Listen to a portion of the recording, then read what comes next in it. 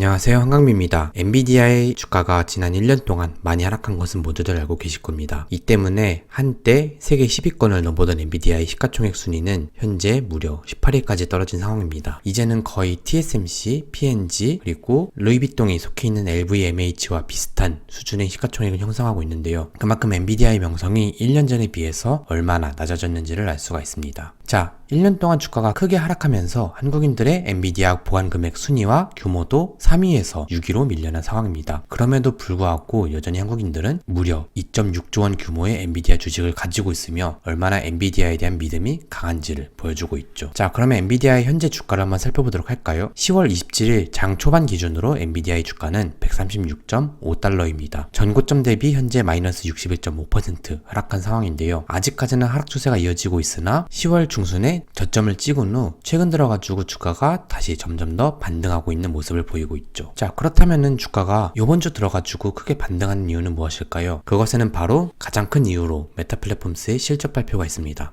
메타에서는 이번 실적 발표를 통해 가지고 앞으로 데이터 센터와 네트워크 인프라 비용 지출 규모를 점점 더 늘려나가겠다고 발표를 했습니다. 그 중에서도 데이터 센터, 이것에 투자를 하려면은 결국 데이터 센터용 GPU 칩을 사야 되고, 이것이 데이터 센터용 칩을 만들고 있는 엔비디아와 AMD의 실적으로 연결될 수 있다는 기대감이 만들어지면서 메타의 주가는 하락하는 반면 엔비디아와 AMD의 주가는 상승하고 있는 것이죠. 자, 현재 엔비디아의 주요 기술적 지표는 다음과 같습니다. 우선 RSI 수치는 현재 59 수준으로 조금씩 과열 구간에 진입하는 중이긴 하지만 아직까지는 우려할 만한 수준은 아니라고 판단이 됩니다. 그리고 MACD 지표 기준으로 주가가 10월 중순에 하락 추세에서 상승 추세로 전환이 되었고 10월 16일부터 상승 추세가 점점 더 강해지고 있습니다. 그렇기 때문에 증시 시황이 좋고 엔비디아와를 둘러싸고 있는 매크로 지표 그리고 각종 이슈들만 좋다면은 주가가 한동안은 더 반등할 수 있지 않을까라는 생각이 드는 부분입니다. 하지만 단기적으로 볼린저 밴드의 상단을 찍고 주가가 잠시 조금은 더 하락할 수 있는 가능성이 커 보이긴 합니다. 아무래도 엔비디아는 그동안 볼린저 밴드의 상단을 찍으면은 잠시 조정받는 모습을 보이고 볼린저 밴드의 하단을 찍으면은 다시 반등해내는 모습을 보였던 만큼 이러한 추세가 이번에도 지속이 될 수 있기 때문입니다. 물론 볼린저 밴드의 상단을 찍는다는 것은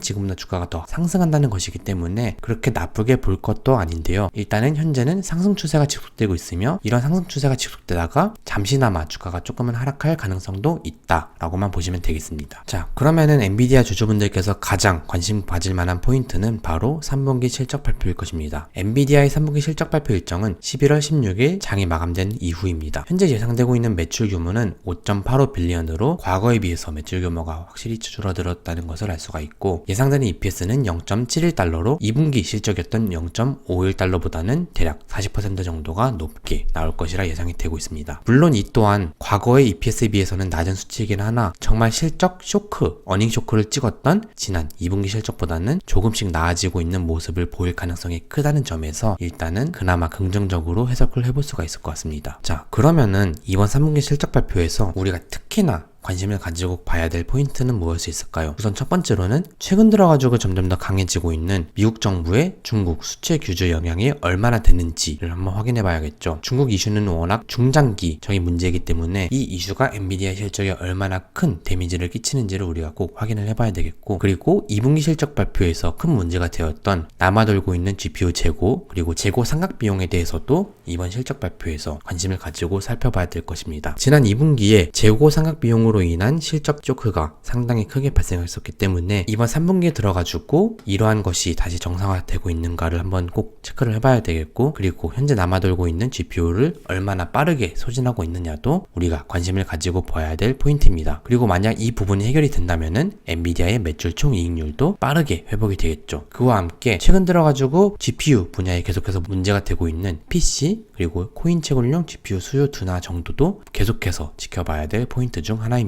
현재 엔비디아는 올해 3분기 그리고 4분기 내년 1분기까지는 YOY 즉 연간 기준으로 실적이 계속해서 나빠질 것이라고 예상이 되고 있습니다. 그리고 내년 2분기에 들어서야 다시 실적이 상승 전환되는 모습이 나올 것이라고 월가의 애널리스트들한테 예상이 되고 있는데요. 그런 만큼 앞으로 1년 동안은 실적이 빠르게 좋아지기보다는 계속해서 부진할 가능성이 크다는 점을 알 수가 있습니다. 또한 연간 기준의 실적 또한 올해는 일단 성장보다는 하락세가 짙게 예상이 되고 있고, 그나마 내년부터는 연간 30%에서 25%, 44% 정도로 한 25에서 44% 사이의 성장률이 다시 나올 것이라 예상이 되고 있습니다. 물론 본격적인 실적 회복이 되려면은 내년 중순 이후가 되겠지만 그래도 2024년부터는 어느 정도 엔비디아가 완전히 회복을 하지 않을까라고 긍정적으로 월가의 애널리스트들은 예상을 하고 있는 시점입니다. 여기서 우리가 알아야 될 포인트가 엔비디아는 피스칼 피리어드 엔딩이라는 회계 기준을 사용하기 때문에 여기서 나오는 2023년은 실제로는 올해인 2022년에 해당한다는 것이고, 그리고 여기서 나오는 2024년은 2023년을 의미한다라고 꼭 봐주시면 되겠습니다. 그렇기 때문에 2023년 실적은 실질적으로는 올해의 실적에 대해 해당하는 것이죠.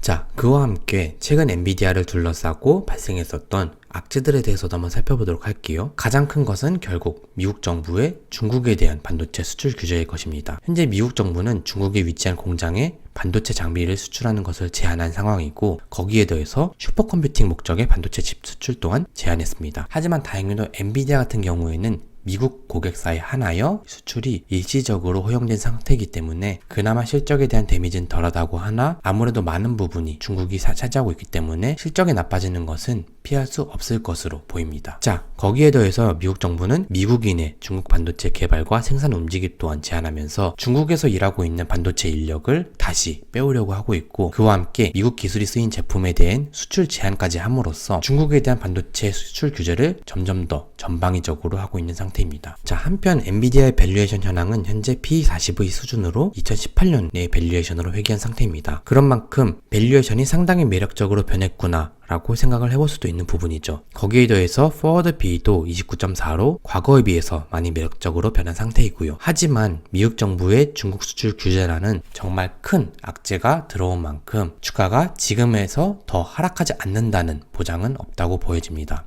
그렇기 때문에 2019년에 찍었던 밸류에이션까지는 충분히 미리 가능성을 열어두는 것이 보수적인 투자의 입장에서 더 좋을 것 같고요. 자, 그리고 엔비디아에 대한 월가 애널리스트들의 목표 주가 현황을 한번 살펴보도록 할까요? 현재 월가의 평균 목표 주가는 $196 수준이며 32명의 애널리스트들 중에서 23명이 매수 의견을 내놓고 있습니다. 그리고 지난 9월부터 10월 사이에 미국의 중국 반도체 규제 이슈가 점점 더 커지면서 많은 기관들이 엔비디아에 대한 목표 주가를 조금씩이나마 내린 바 있죠. 그 외에 엔비디아의 현재 공매도 비율은 1.38%로 다른 반도체 기업들과 비교할 때 그렇게 크다라는 생각은 들지 않습니다. 그리고 10월 14일 기준으로 공매도 잔고 또한 약 3,290만 주 가량으로 과거에 비해서 많이 늘어났다고 볼 수도 없는 상황이고요. 그런 만큼 주가는 하락했지만 엔비디아의 공매도 공격을 하고 있는 세력은 그렇게 많이 늘어났지 않다라고 볼 수 있는 부분입니다. 그 다음으로는 엔비디아에 있었던 최근의 내부자 매도 현황도 한번 살펴보도록 하겠습니다. 지난 9월부터 10월 사이에 엔비디아 같은 경우는 CEO인 젠슨 왕이 상당히 많은 스톡옵션을 행사했습니다. 하지만 다행히도 이때 행사한 스톡옵션을 아직까지는 매도하지 않은 것으로 보이고요. 그 외에 별다른 내부자 매도는 없었다는 점이 주요한 특징입니다. 만약에 엔비디아의 내부자 매도가 최근 들어가지고 많이 발생했다면은 이것이 또 다른 우려 포인트가 될 수 있었지만 그런 부분은 아직까지 나오지 않은 상황인 것이죠. 이제 마지막으로 엔비디아의 투자자 포지션 현황도 한번 살펴보도록 할까요? 현재 엔비디아의 투자자 평균 평단가는 $143 수준으로 지난 1년 동안 많은 손바뀜이 있었다는 것을 우리가 알 수가 있습니다. 이때 엄청나게 쌓여있었던 매물대가 거의 다 사라진 상황이고 새로운 매물대가 $100대에서 다시 형성이 되었기 때문입니다. 그리고 최근 들어가지고 $120에서 $140 사이에 대부분의 매물대가 새롭게 형성되어 있으며 특히나 이 $120 구간에서 상당히 많은 매물대가 만들어져 있는 것을 알 수가 있죠. 하지만 그럼에도 불구하고 여전히 많은 투자자들이 $150에서 $200 사이에 많이 물려있는 상황이기는 합니다. 자, 이렇게 해가지고 엔비디아를 둘러싸고 있는 주요 이슈와 3분기 예상 실적, 그리고